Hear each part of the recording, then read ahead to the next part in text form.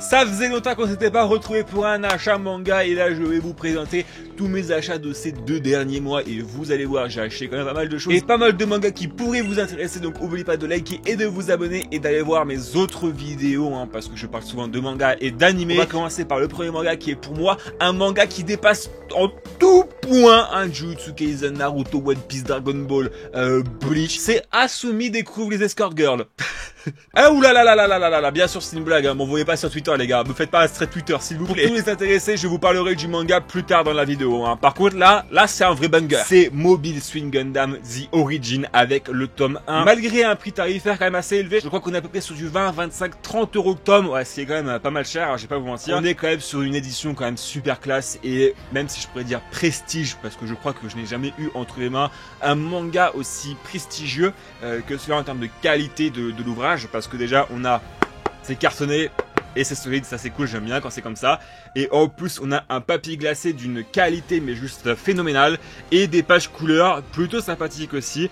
Et pour tous les fans de Gundam comme moi, c'est un incontournable. En plus, il y a aussi le Origin, mais il y a aussi le Unicorn, je crois que ça s'appelle comme ça, la deuxième série qui arrive. Et ça serait bien d'avoir tous les mangas Gundam qui sortent en France, parce que j'avoue qu'il y en a beaucoup et des très intéressants. Ça fait longtemps qu'on en voulait et enfin on l'a, et ça fait plaisir. Voilà, moi et de Gundam, je suis comblé et ravi. Nous sommes au siècle universel, en année 79, la colonie spatiale Side 7 essuie une attaque de forces armées de la principauté de Zeon, les ennemis principaux. Dans le chaos de cette escarmouche, une machine géante se dresse face aux assaillants, le Mobile Suit Gundam. À son vol, Amuroreii, un simple civil. La guerre rattrape Side 7 et ses habitants n'y échapperont pas. Bref, une énorme guerre se prépare et je peux vous dire que ça, c'est à prendre absolument. Pour moi, c'est la meilleure porte d'entrée dans cet univers-là, avec aussi la série Gundam Witch for Mercury, qui est pour moi mon premier anime Gundam qui a été un banger. Malheureusement, l'auteur est décédé très récemment, c'est de Akira Toriyama et c'est l'édition prestigieuse de Sadland. Ça reprend la qualité et le format de l'édition prestige de Dragon Ball et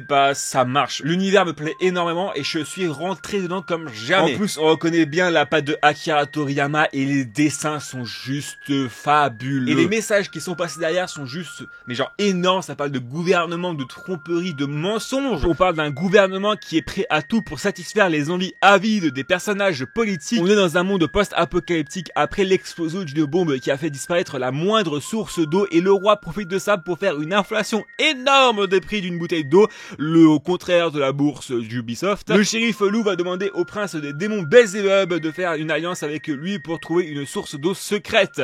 Il va se passer pas mal de péripéties. Je vous le recommande fortement pour ceux qui veulent découvrir une œuvre de Akira Toriyama, que ce soit en manga ou en anime, disponible sur Disney+, pour ceux qui veulent. C'est un manga, c'est un one shot, ça vous coûtera pas grand chose à part 15 €. Et ce que j'aime bien avec cette édition perfecte, c'est que ce n'est pas qu'un manga, c'est aussi un peu une sorte d'artbook, parce que à la fin on a des esquisses de Akira Toriyama sur ce Sadland. On a aussi un entretien avec Toriyama où il nous répond par exemple à des questions, qui nous explique un peu plus le lore de Sadland, ce qu'il a voulu faire. Il y a un artbook qui est sorti récemment de Freerun et je l'ai acheté forcément. Alors j'ai pas fini Freerun en animé, mais je devais le prendre parce que je suis un fan de ça. Et si vous vous posez la question, est-ce que ça vaut le coup de le prendre, la question est bien sûr que oui. Je me suis mis à jour par rapport à ce manga, c'est Akane Banashi, le tome 4 au tome 7, et pour moi c'est juste énorme, j'adore toujours ce manga là. Ça parle de Rakugo qui est un art traditionnel japonais. En fait, t'es assis devant une scène, je raconte une histoire qui a pour but de faire rire ou de faire réagir le public, et moi j'aime bien ça. Et en plus t'as un peu ce côté shonen avec des tournois et des concours, avec un peu de drama et tout, moi j'aime beaucoup ça. Et j'ai juste envie de faire un truc, c'est acheter un livre de Rakugo et de le lire, parce que j'aime beaucoup les histoires présentes dans ce manga. Alors on va passer aux 2 prochains mangas et pour moi c'est les meilleurs tomes qui sont sortis actuellement.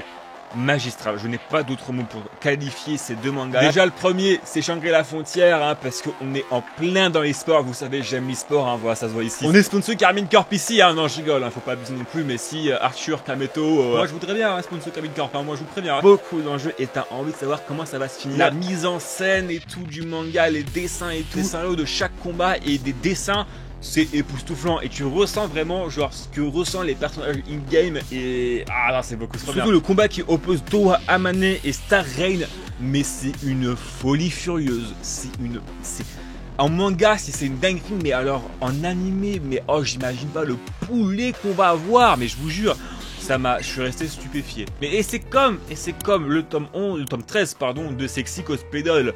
Alors, comment dire que j'étais pas bien à la fin. Déjà, on a un énorme tournant dans tout ce qui est la carrière de Marin Kitagawa avec le cosplay, mais t'as aussi un énorme tournant dans la relation qu'a Marin Kitagawa et Gojo. Parce que, à la fin, mais t'es en mode, mais qu'est-ce qui va se passer? Mais j'ai trop envie de savoir, j'ai pas envie que les deux soient en froid et tout. Ça va être une dinguerie. Franchement, j'ai hâte du tome 14. Tu vois ce que ressentaient les personnages dans le manga? Bah, c'était moi dans la vraie vie, tu vois. J'étais je n'ai jamais eu ce sentiment-là en lisant un manga, mais j'étais pas bien. Prenez-le ou attendez l'animé, c'est comme vous voulez. Mais regardez-moi ces pages-là, non mais comment tu ne veux pas être étouffé face à ça? Genre c'est une dinguerie, c'est vraiment... On va passer vite fait à mes achats de la Paris Games Week, parce qu'effectivement à la Paris Games Week il y avait un stand Manabooks où il y avait quelques mangas en vente, malheureusement pas tous que j'aurais aimé avoir, mais bon bref, il y en avait quand même pas mal et j'ai acheté quelques trucs que je vais vous montrer. Tout d'abord le tome 5 de 365 Days to the Winding, qui est pour moi un très bon manga, hein. Je vous le conseille d'ailleurs, une petite romance tranquille et chill en 11 tomes, et bah moi j'aime bien, en plus c'est l'animé qui est en cours. Yamada-kun et le level 999, le premier tome et le deuxième tome que j'ai acheté. J'avais adoré l'animé à l'époque quand il était sorti, et bah je pense que je vais me le taper. The Ghost Slaying Demon King avec le premier tome, et franchement je m'attendais pas à aimer et j'ai très apprécié. Je m'attendais vraiment à avoir un seinen dark fantasy classique. Alors pour l'instant pas du tout, hein. C'est l'ancien roi démon suprême qui va se réincarner dans un siècle ou 1000 ans plus tard, je sais plus combien de temps après, mais il va s'incarner dans la peau d'un humain, mais sauf qu'il va garder ses pouvoirs, et en gros il va vouloir retransformer le monde et recréer son royaume et redevenir un peu le roi démon, hein, si vous voulez. Et bah j'aime bien, franchement j'aime beaucoup, avec la petite fin, avec le petit personnage féminin à la fin là. J'aime bien. Le premier tome de The Legendary Hero is Dead. Alors j'avais acheté le tome 2 à Paris Games Week, sauf que j'ai acheté deux fois le tome 1. Comme un couillon. Oui, je sais. Bon, après, j'ai réussi à la ramener dans mon magasin de manga qui m'ont repris au prix neuf. Merci beaucoup. Hein, merci. Et je vous adore. J'ai apprécié l'animé, donc je me suis dit, bah pourquoi pas commencer le manga. Bon, allez, vite fait, rien à voir avec des mangas, mais je voulais vous les montrer parce que ça a en à voir avec mon achat à Manabooks à la Paris Games Week. Mais déjà, c'est l'official work de FF15. Vous savez mon amour par rapport à Final Fantasy XV. J'adore Final Fantasy XV, c'est mon premier FF. C'est un peu un recueil qui te raconte l'univers de FF15 avec les personnages, l'histoire des personnages par chapitre.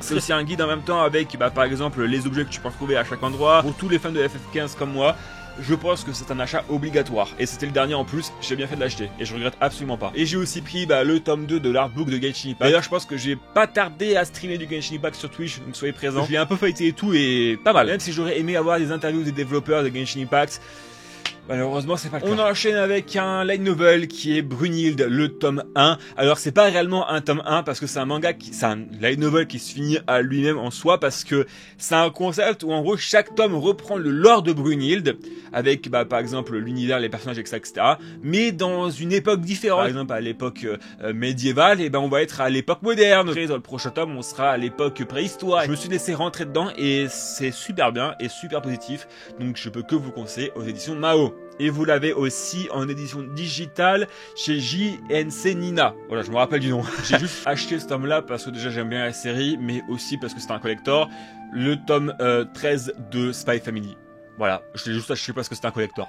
Oui, je sais, je suis un pigeon, et alors? Et bon, après, Spy Family, ça reste incroyable, tout comme Sakamoto Days, le tome 15, je crois, ouais, le tome 15, je l'ai pas encore commencé. Mais c'était vraiment très bien, Sakamoto Days, hein, surtout avec l'anime qui va arriver prochainement. Un recueil d'histoires courtes, encore et un peu malheureusement, c'est Licorice Recoil Repeat. C'est excellent, moi je dis pas le contraire, j'adore, je kiffe Licorice Recoil, je kiffe l'univers, je kiffe les personnages et tout là, mais j'aimerais bien avoir un spin-off où c'est une série entière, où c'est pas juste des histoires courtes, où c'est vraiment une série entière sur plusieurs tomes et tout. J'aimerais bien, même si malheureusement je pense pas que ça sera le cas. En tout cas pas tout de suite. D'ailleurs t'as Light Novel Licorice Recoil qui a été annoncé en France par Panini Manga. Je pense que je vais me le prendre Day One. On va passer à des romances avec Tadokoro-san, le tome 4 et le tome 3, donc qui est la fin du manga, le tome 4.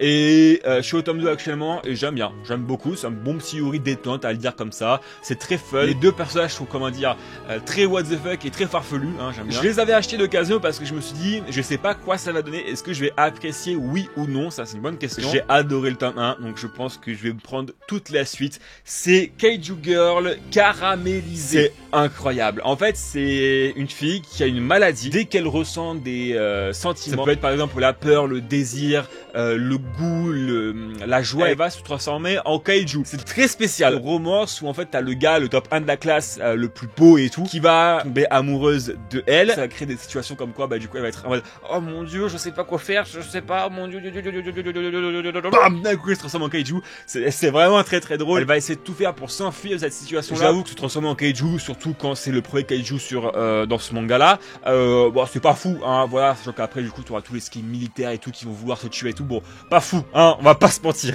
Si j'ai une recommandation à faire, laissez-vous tenter.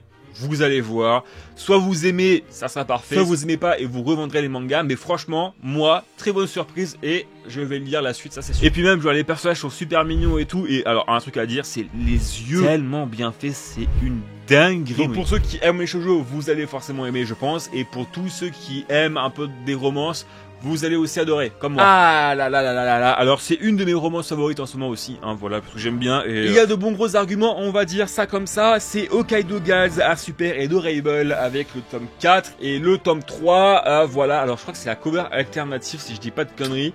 Magnifique. J'ai fait tome 4 par terre, mais vous inquiétez pas, il est pas pété.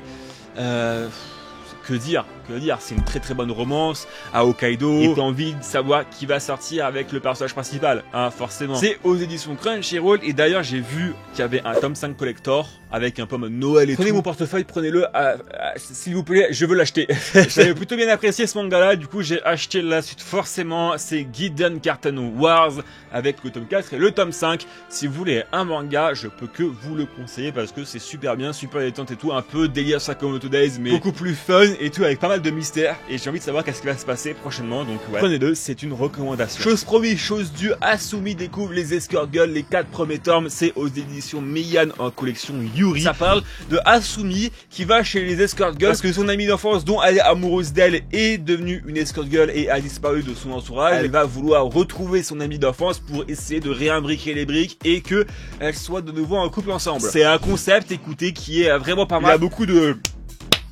Voilà, vous avez compris, mais ceux qui voudraient un petit manga avec beaucoup d'ecchi et un Yuri, celui-là il est parfait pour vous, ah ça je vous le dis. Rien qu'avec la couverture, vous pouvez imaginer ce qu'il y a à l'intérieur. Dans la même veine un petit peu que Asumi découvre les Escort Girls, il y a Escan Android compte pour la première fois avec les 2 premiers tomes, là c'est pareil, c'est chez Meian. Et en fait c'est ça, c'est une meuf qui travaille beaucoup et qui n'a jamais eu de relation avec les hommes ou les femmes. Et elle va s'acheter par erreur hein, sur internet une Android qui est spécialisée dans le tambour, on va dire ça comme ça.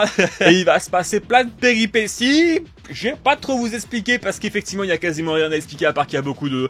Voilà. Oui, je m'affiche complètement dans cette vidéo là, mais bon c'est pas grave, de toute façon vous me connaissez. Série en 3 tomes, c'est I Can't Believe I Slept With You, c'est encore un Yuri chez Meian et c'est vraiment pas mal parce qu'en fait ça parle de Shio, une locataire de 24 ans a perdu son travail et malheureusement après plusieurs tentatives de rechercher du boulot, elle ne réussit pas. En conséquence, sa proprio va emménager avec elle parce qu'au lieu de payer le loyer avec de l'argent, elle va devoir des faveurs parce que la proprio est amoureuse de elle secrètement.